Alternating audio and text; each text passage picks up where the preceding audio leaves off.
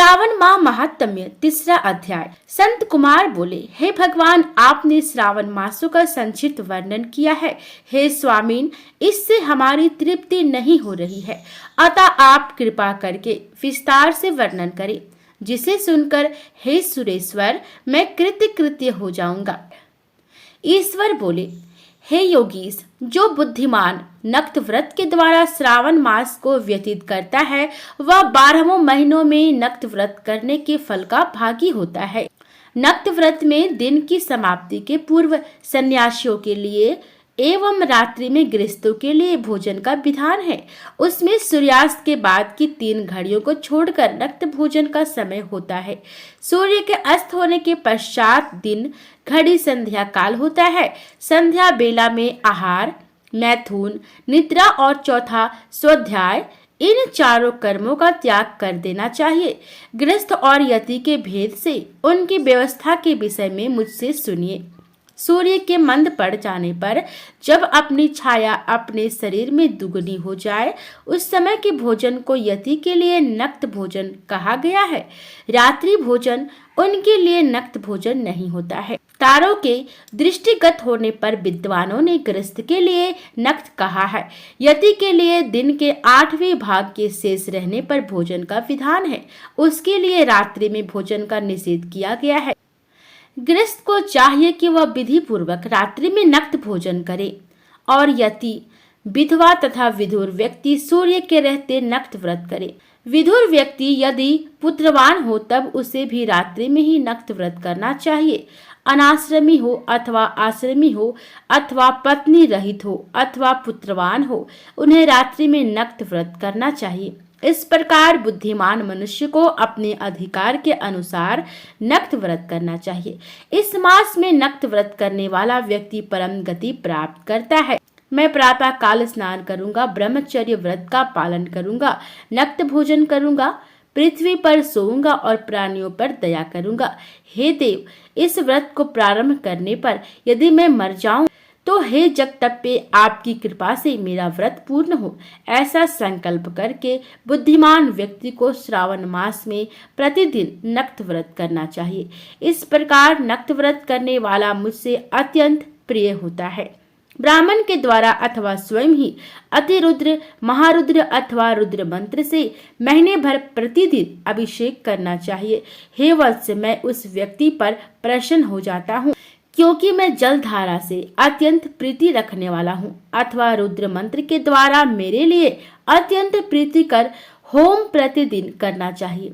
अपने लिए जो भी भोज्य पदार्थ अथवा सुखोपभोग की वस्तु अति प्रिय हो, संकल्प करें, उन्हें श्रेष्ठ ब्राह्मणों को प्रदान करके स्वयं महीने भर उन पदार्थों का त्याग करना चाहिए। हे मुने, अब इसके बाद उत्तम लक्ष्य पूजा विधि को सुनिए। लक्ष्मी चाहने वाले अथवा शांति की इच्छा वाले मनुष्य को लक्ष्य बिलपत्रों या लक्ष्य दूरदलों से शिव की पूजा करनी चाहिए। आयु की कामना करने वाले को चंपा के लक्ष्य पुष्पों तथा विद्या चाहने वाले व्यक्ति को मल्लिका या चमेली के लक्ष्य पुष्पों से श्री हरि की पूजा करनी चाहिए। शिव तथा विष्णु की प्रसन्नता तुलसी के दलों से सिद्ध होती है।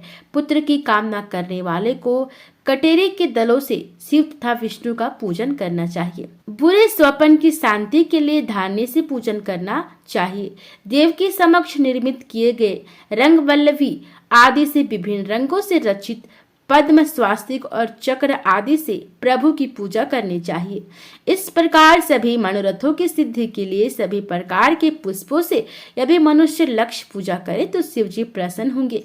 तत्पश्चात उद्यापन करना चाहिए, मंडप निर्माण करना चाहिए और मंडप के त्रिभाग परिमाण में वेदिका बनानी चाहिए। तदनंतर पुण्यवाचन करके आचार्य का वर्ण करना चाहिए और इस मंडप में परिवष्टि होकर गीत तथा वाद्य के शब्दों और तीव्र वेद ध्वनि से रात्रि में जागरण करना चाहिए। वेदिका के ऊपर उत्तम लिंगो भद्र बनाना चाहिए और उसके बीच में चावलों से सुंदर कैलाश का निर्माण करना चाहिए। उसके ऊपर तांबे का अत्यंत चमकीला तथा पंचवल युक्त कलश स्थापित करना चाहिए और उसे रेशमी पत्र से वेष्टित कर देना चाहिए।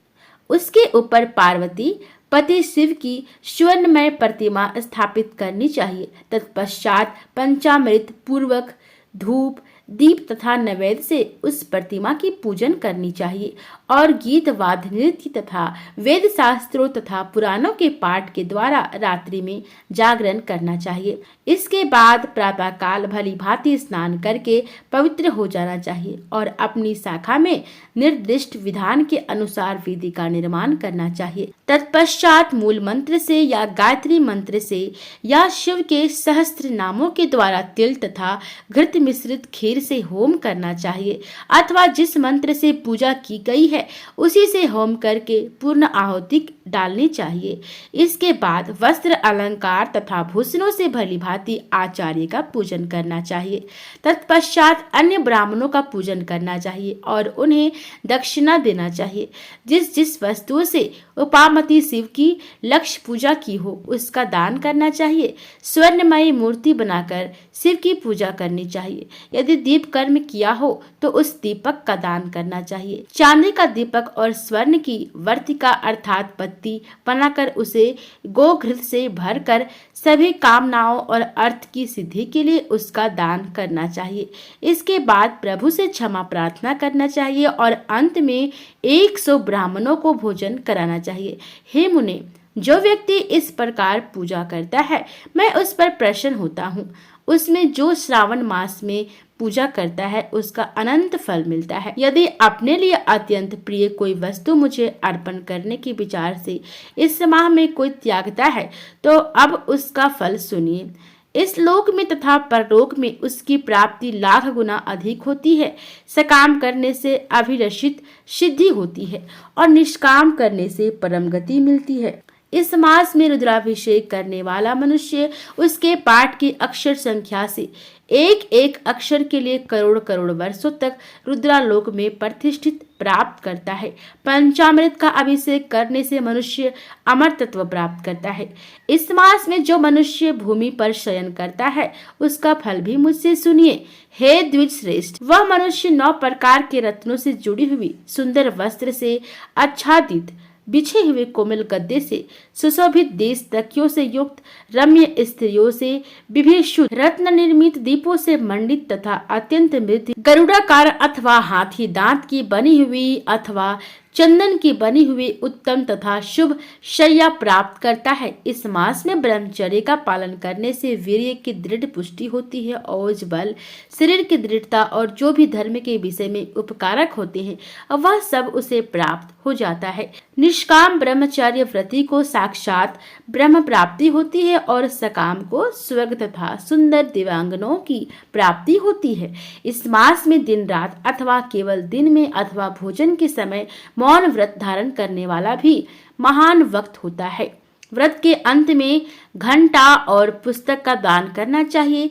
मौन व्रत के महात्म्य से मनुष्य सभी शास्त्रों में कुशल तथा वेद वेदांग में प्रांगत हो जाता है तथा बुद्धि में बृहस्पति के समान हो जाता है। मौन धारण करने वाले का किसी से कलह नहीं होता है अतः मौन व्रत अत्यंत उत्कृष्ट है। चौथा अध्याय आपको अगली वीडियो में मिलेगी।